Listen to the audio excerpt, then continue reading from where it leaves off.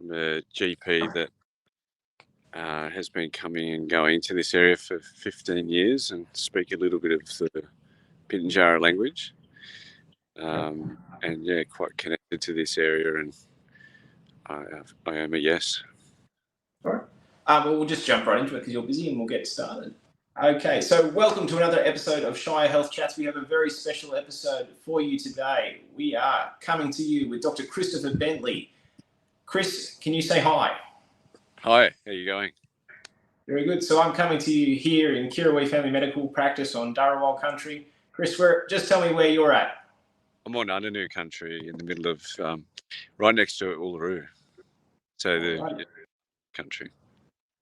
So I'd just like to start by paying my respect to elders past, present and emerging. And it's a very important weekend this weekend. The vote for the voice is this weekend. And Chris, I really just wanted to let you chat about what you're doing and what you're up to, because it sounds pretty important. Yeah, so it's a sort of an interesting time in history, I feel like, where we have a referendum with a simple question. And for me, it's unfortunately been politicised to be quite a contentious issue for some people. But yeah, for me, just coming out here and supporting the people where this has sort of come from is really, really important. Yeah. Okay. And in your role, I imagine most days you'd actually see the impact of the gap in health inequality. Just give me an idea of what you do most days. So I'm a GP that lives on the Northern Rivers, but I've been coming and going to this area for 15 years. Prior to medicine, I worked worked with an Aboriginal tour company called Ununu Tours as an interpreter. So I know this area quite well, and I know the Ununu quite well. But yeah, so I've sort of been coming and going out here for a while. But so currently I'm not actually working here, but I felt the need to come back and to be supportive to the people here, because it's such a sensitive topic when people open up their hearts,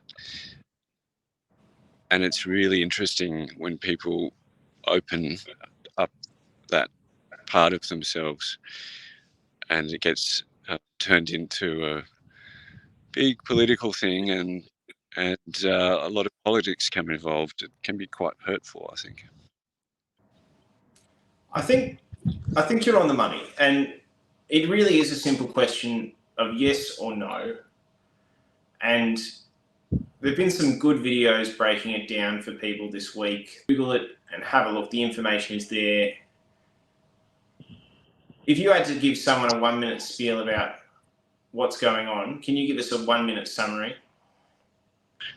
Yeah, so I just think it's really easy to and hopefully on Saturday people just read the question, leave the politics at the door, and don't answer with fear. There's so much fear being brought into this, but I feel like if you just read the question, it's quite simple. As a doctor, and maybe you're of the same opinion, hearing and being heard and listening are quite key concepts. It's kind of like our foundation of getting good at it. So hearing someone's voice when they're asking to be heard, I think from a medical perspective, for me, is a yes. And I like to think from, all those O's that we sort of go by, we're not meant to be political. We're meant to be sort of advocating. So I hopefully feel that it's really hard to sum up in a quick summary, but it is. I know it's very hard to sum up. I feel like it's just, it is quite simple though. If you read the question and someone's asking to be heard, yes is a more powerful word than no for healing. I think you've really hit the nail on the head there. A lot of what we do is just sit there and listen, and the power of that is immeasurable in general practice. A lot of what we do is not medication or intervention, but just sitting and listening with someone has been shown to improve so many things. And the power of someone having their own voice and feeling empowered is well documented. Well documented. It kind of So, comes the first week of med school, doesn't it? yeah, exactly. It's basic. Yeah, it's just a simple human to human thing. It's not complicated. And I think I went and did my vote early because I'm going on holidays. And the simplicity of it, when they handed me a flyer that just said, in order to vote yes, put yes in this box. And that showed me there's all this debate that really breaks down to a very simple question. They had an A4 flyer to just say, write yes or no in a box. And I guess I just don't know what else I can do. And that was why Dr. Crane put us in touch, because I wanted to see if there was anything else we could do to change the outcome this weekend. Because I think there are a lot of people nervous that the yes vote might not get through. Hey team, so the interview cuts off there because Chris Bentley's phone actually overheated. While he is a dynamic personality, this overheating is most likely due to the extreme temperatures he was operating under. We really appreciate his time and contribution, and we would encourage everyone to get empowered and have a read. If you simply Google the voice referendum, all the information is there for you to make an informed and empowered choice this weekend when you're voting.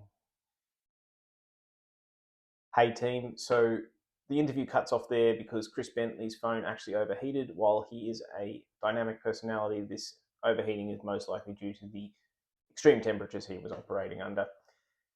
We really appreciate his time and contribution, and we would encourage everyone to get empowered and have a read. If you simply Google the voice referendum, all the information is there for you to make an informed and empowered choice this weekend when you're voting.